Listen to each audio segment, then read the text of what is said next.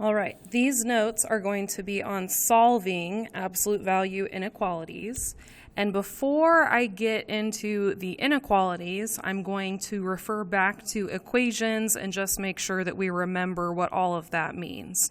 So if I have the absolute value of x equals 3, to solve that equation, I would say, okay, I can have the positive version of this equals 3, but I can also have that the negative version of this equals 3, because the definition of absolute value is that the distance from this to 0 is a distance of whatever this number it is that it equals. So the distance from x to 0 is 3. The distance, oops, I was going to write the twice. The distance from x to 0 is 3. So we have the positive version, like you went to the right, and then the negative version, kind of like you went to the left. So one solution is that x could have been 3. The other solution is we have negative x equals 3, so I'll divide by negative 1, and then we could say that x is negative 3. So if we had a distance of a number to 0 and that distance was 3, then that number could have been 3 or it could have been negative 3. Both of those have a distance of 3 if you're measuring from 0, so that kind of makes sense. So if we were to draw these on a number line, then here's 0, here's our distance, 1, 2, 3 from 0. There's x equals 3. And then 1 to negative 3 from 0. And there we have our two solutions. So x equals 3 and negative 3. All right. Now, let's go ahead and talk about our inequalities so we can see what happens that's a little bit different when you're dealing with an inequality versus an equation. So if we say that the absolute value of x is less than 5, then instead of saying the distance from x to 0 is 5, we're saying that the distance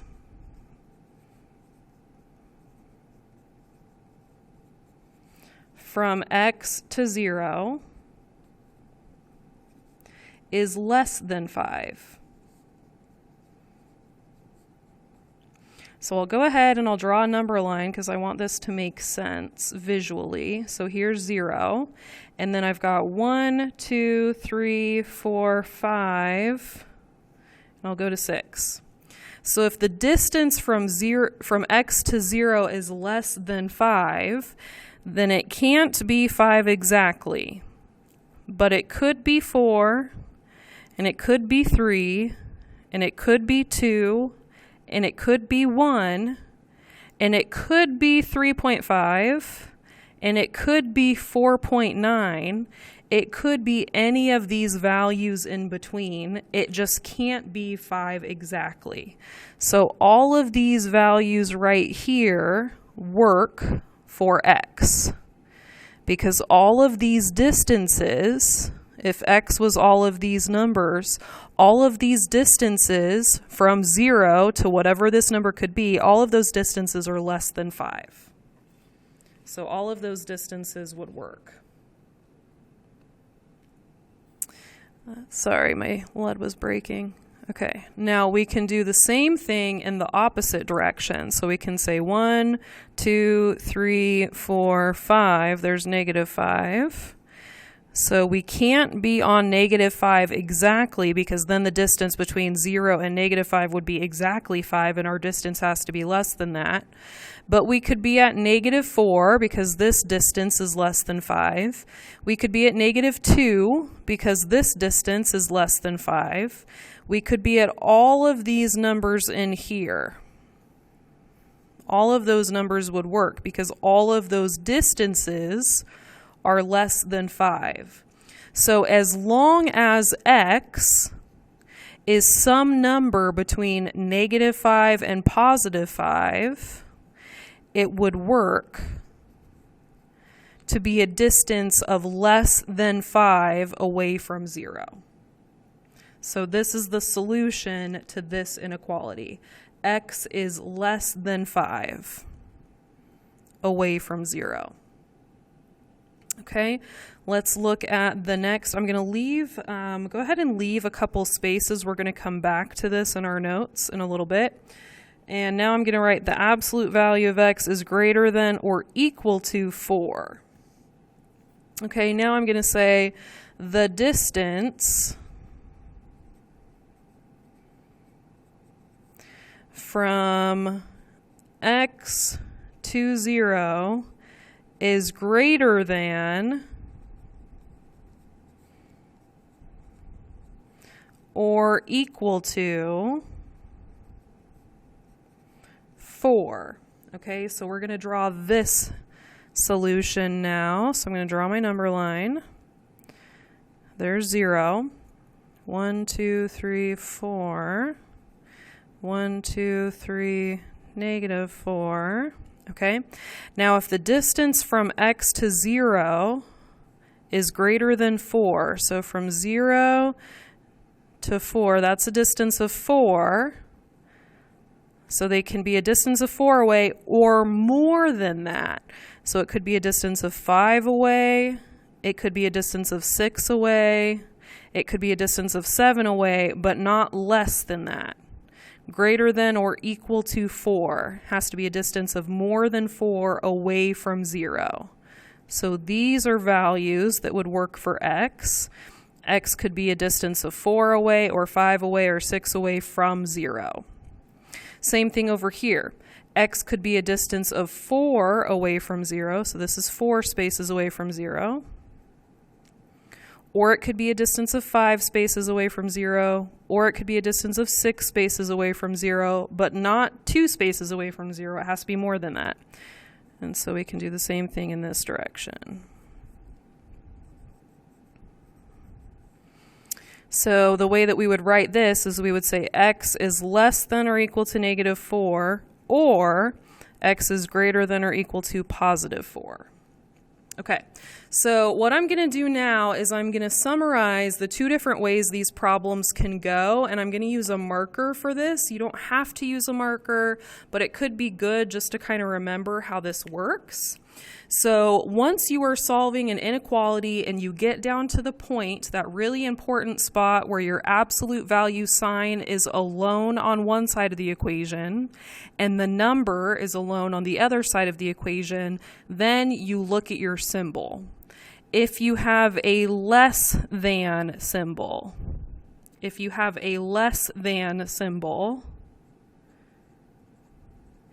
I remember this as less than, and less than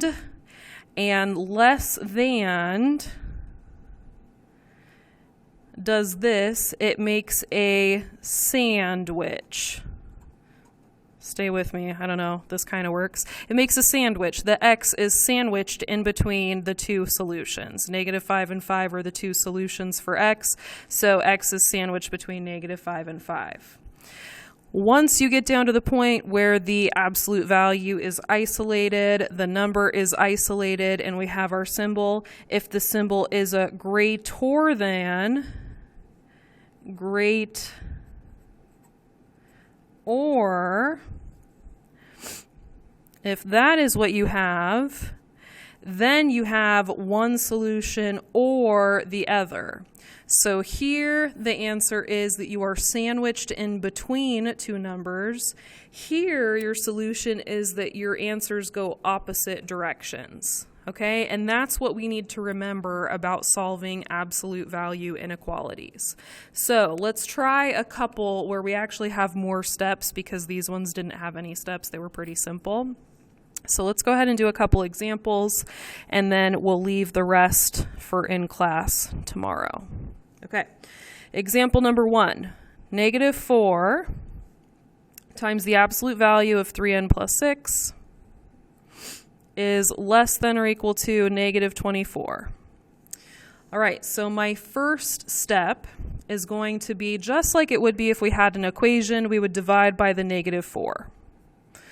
divide by the negative 4. So here I have the absolute value of 3n plus 6 is less than or equal to 6. So right now I can see my sign. I have a less than.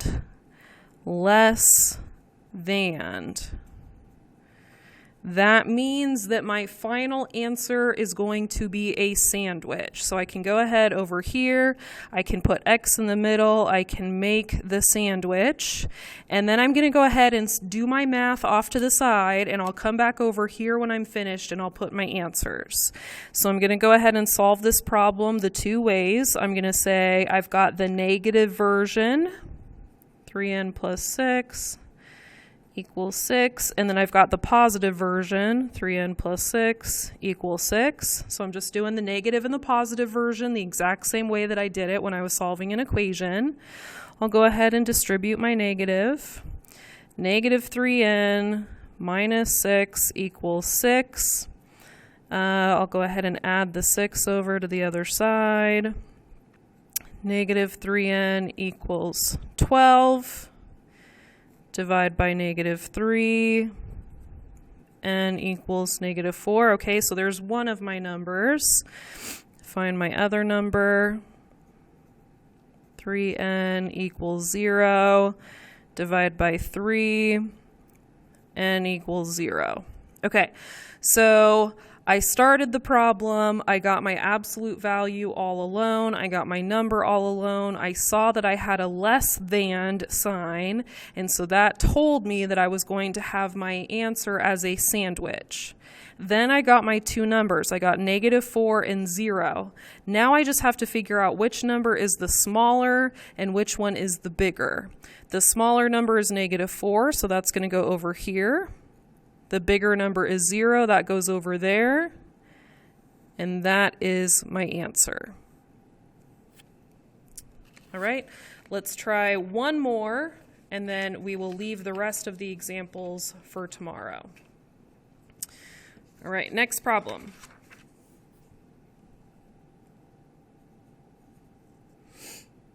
This one says, you know what, I think I wrote example 2. Example 2. Okay, absolute value of 6 plus 7x plus 2 is less than 52.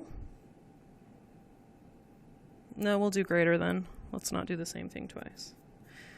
Greater than 52. Okay, so we'll start off. First thing we should do is we should subtract the 2 over to the other side. So we have the absolute value of 6 plus 7x is greater than 50. At this point, we can look at our symbol because we have our absolute value completely by itself. We have our number completely by itself. So I'm going to look at my symbol. This is a greater sign.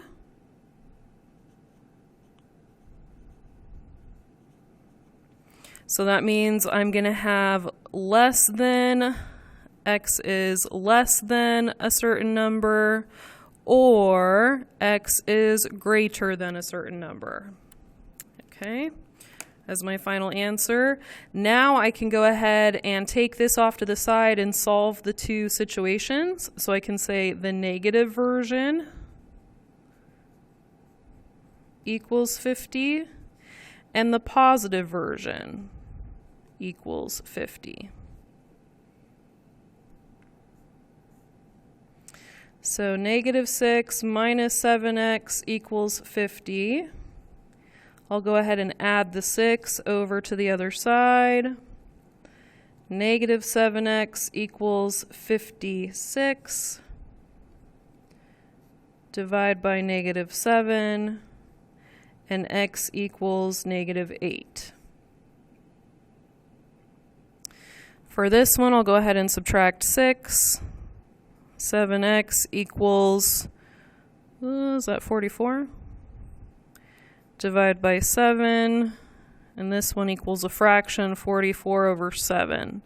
Now notice I did not just start putting my answer over here until I had both of these answers, because I won't know which one is smaller until I'm done. So negative answer, positive answer, I'm going to say here's the negative answer, this is the smaller one. You have to be less than the smaller one or greater than the bigger answer. We got to make sure that our answers make sense. There we go.